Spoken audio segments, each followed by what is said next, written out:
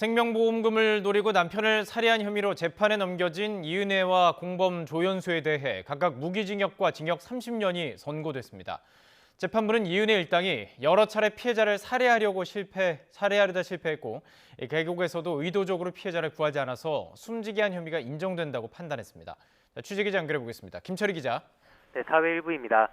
계곡살인 사건 이렇게 불렸죠. 사회적 공분을 일으켰던 사건인데 이은혜가 무기징역을 선고받았다고요? 네, 인천지방법원은 살인과 살인 미수 등 혐의로 재판에 넘겨진 이은혜와 조연수의 선고 공판에서 각각 무기징역과 징역 30년을 선고했습니다. 또형 집행 종료 뒤 20년 동안 위치 추적 전자장치를 부착하라고도 명령했습니다. 재판부는 이은혜와 조연수가 마땅히 해야 할 구조 활동을 하지 않아 피해자를 숨지게 했다며 부작위에 의한 살인 혐의를 인정했습니다. 수영하지 못하는 피해자를 물속에 뛰어내리게 한 뒤 구하지 않아 숨지게 한 사실이 인정된다는 겁니다. 다만 심리적 지배, 이른바 가스라이팅을 통한 직접 살인 혐의는 인정하지 않았는데요. 정상적 판단이 불가능했다는 검찰 측 주장과 달리 피해자가 여러 번 위험한 상황에서 이은혜의 요구에 거부 의사를 표현했다는 겁니다. 오히려 다이빙 당시 주변에 있던 조연수 등이 언제든 자신을 구해줄 수 있는 상황으로 생각하고 아래로 뛰어내린 걸로 보인다고 덧붙였습니다. 재판부는 두 차례 살인 미수 혐의도 모두 유죄로 인정했습니다.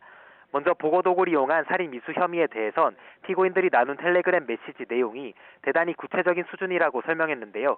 두 사람이 관련 메시지에 대한 포렌식 작업을 참관한 뒤 도주한 점과 당시 사건에 맞춰 피해자의 생명보험 효력을 부활시킨 점 등을 고려하면 살해 의도를 인정할 수 있다고 봤습니다. 이어 낚시터 살인 미수 혐의에 대해서도 피해자가 물을 무서워하고 수영을 못한다는 사실을 알면서도 물에 빠지는 상황을 적극적으로 유도했다고 판단했습니다. 재판부는 남편이 사망할 거라고 예상하지 않았다면 이은혜가 남편의 생명보험 효력을 6번이나 복원할 이유가 없다며 보험금을 노리고 남편을 살해했다는 혐의도 인정했습니다. 재판부는 특히 이은혜와 조연수가 피해자에 대한 살인을 계속 공모하고 시도한 데다 범행 뒤 반성이나 참회도 없었다고 질타했습니다. 그러면서 만약 피해자가 죽지 않았다고 해도 사망할 때까지 범죄를 저질렀을 것이고 사회에서도 다른 살인을 저질렀을 가능성이 있다며 중형의 이유를 밝혔습니다. 1심 선고 뒤 이은혜와 조연수 측은 항소 방침을 밝혔고 검찰도 징역 30년이 선고된 조연수에 대해 항소를 검토하고 있습니다. 지금까지 사회일부에서 전해드렸습니다.